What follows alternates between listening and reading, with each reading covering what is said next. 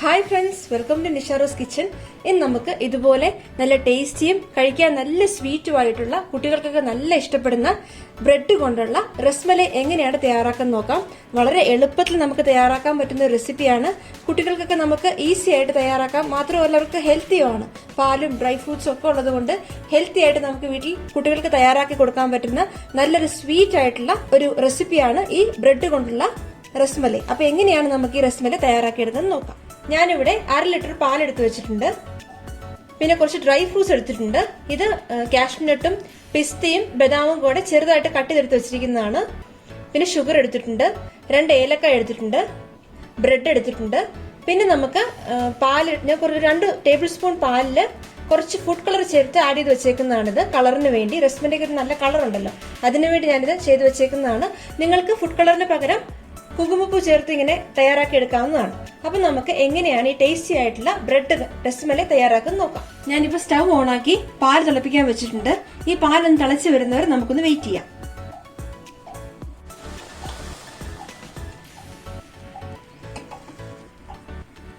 ഇപ്പോൾ നമ്മുടെ പാല് നന്നായിട്ട് തിളച്ച് വന്നിട്ടുണ്ട്. ഇനി ഇതിലേക്ക് നമുക്ക് ഷുഗർ ആഡ് ചെയ്ത് കൊടുക്കാം.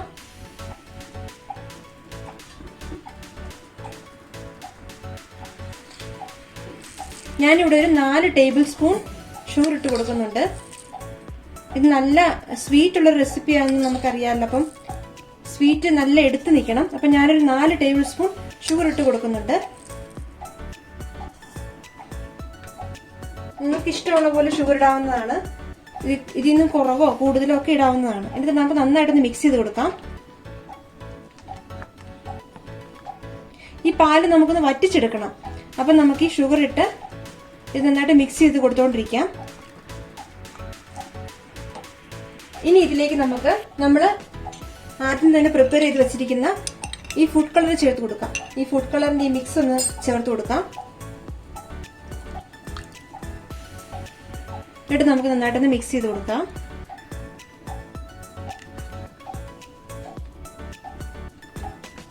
ഇതോടൊപ്പം തന്നെ നമുക്ക് ഏലക്കയും ചേർത്ത് കൊടുക്കാവുന്നതാണ്. ഇനി നമുക്കിത് നന്നായിട്ടൊന്ന് വറ്റിച്ചെടുക്കണം. അപ്പൊ നമുക്കിത് ഇളക്കി കൊടുത്തുകൊണ്ടേ ഇരിക്കാം.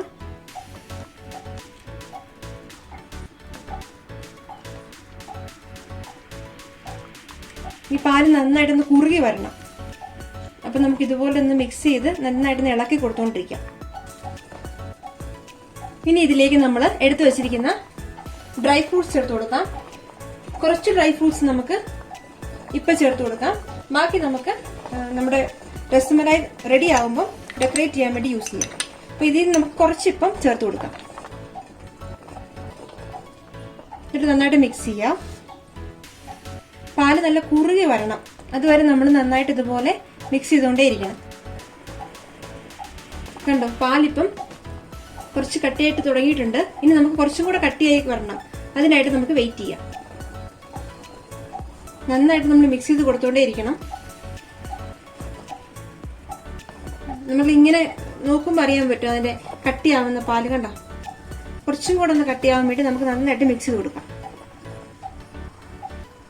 കണ്ടോ, പാലിപ്പം ഈ ഒരു പരുവത്തിൽ എത്തിയിട്ടുണ്ട്. ഇനി നമുക്ക് കുറച്ചും കൂടെ ഒന്ന് കട്ടിയാക്കണം.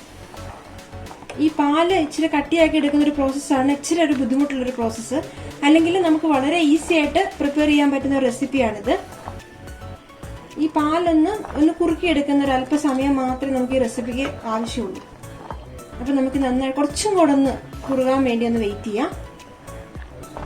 ഇപ്പൊ കണ്ടോ, പാല് ഒരു ഇത്രയും കുറുകിയിട്ടുണ്ട്.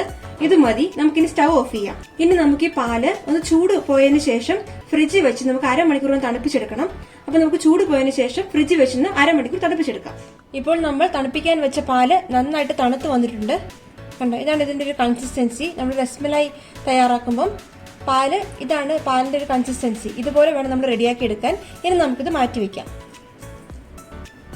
അതിനുശേഷം നമുക്ക് ബ്രെഡ് എടുക്കാം. ഈ ബ്രെഡ് നമുക്കൊന്ന് ഷേപ്പിൽ കട്ട് ചെയ്തെടുക്കാം.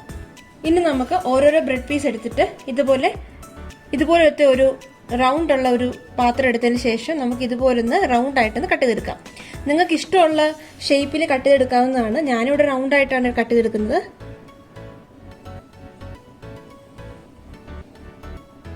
കണ്ടോ, ഇതുപോലെ നമുക്ക് റൗണ്ട് ആയിട്ട് കിട്ടും.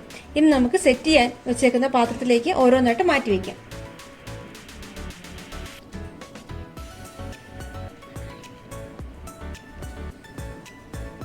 നമുക്ക് ഓരോരോ ഷേപ്പിൽ കട്ട് ചെയ്തെടുക്കാവുന്നതാണ്. സ്ക്വയറിലോ ട്രയാങ്കിളിലോ ഒക്കെ നമുക്ക് ട്രൈ ചെയ്യാവുന്നതാണ്.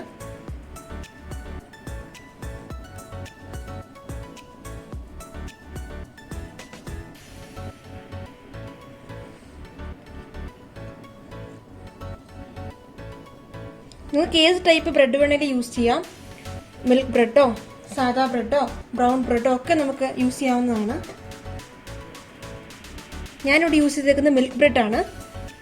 ഏത് ടൈപ്പ് ബ്രെഡ് വേണമെങ്കിലും നമുക്കിതിന് യൂസ് ചെയ്യാവുന്നതാണ്.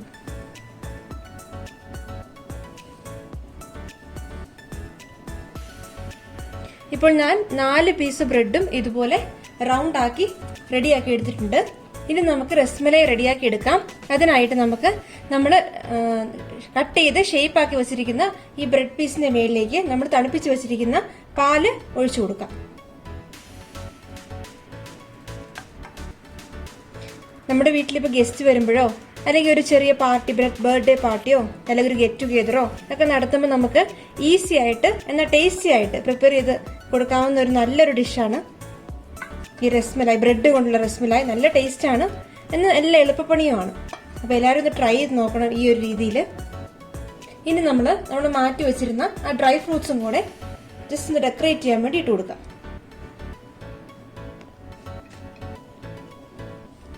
ഞാനിവിടെ എടുത്തിരിക്കുന്നത് പിസ്തയും ബദാമും കാഷ്നട്ടുമാണ്. നിങ്ങൾക്ക് ഇതിൽ ഏതെങ്കിലും ഇഷ്ടമുള്ള ഒരു ഐറ്റം ആയാലും കുഴപ്പമില്ല, നമുക്ക് ആവശ്യാനുസരണം ഉപയോഗിക്കാവുന്നതാണ്. അപ്പോൾ നമ്മുടെ ടേസ്റ്റിയും ഈസിയുമായിട്ടുള്ള ബ്രെഡ് രസ്മലൈ ഇവിടെ റെഡി ആയി കഴിഞ്ഞിരിക്കുന്നു. നിങ്ങൾക്ക് എല്ലാവർക്കും ഇത് ഇഷ്ടപ്പെടും, പ്രത്യേകിച്ച് കുട്ടികൾക്ക് ഇത് ഇഷ്ടപ്പെടും. മാത്രമല്ല ഗസ്റ്റ് ഒക്കെ വരുമ്പം നമുക്ക് ഈസി ആയിട്ടൊന്ന് പ്രിപ്പയർ ചെയ്യാൻ പറ്റുന്ന ഒരു റെസിപ്പിയും കൂടെയാണിത്. അപ്പോൾ ഇതെല്ലാവരും വീട്ടിൽ ട്രൈ ചെയ്ത് നോക്കണം. നിങ്ങൾക്ക് ഈ വീഡിയോ ഇഷ്ടമായെങ്കിൽ ഞങ്ങളുടെ ചാനൽ സബ്സ്ക്രൈബ് ചെയ്യുകയും ലൈക്ക് ചെയ്യുകയും ഷെയർ ചെയ്യുകയും വേണം. താങ്ക്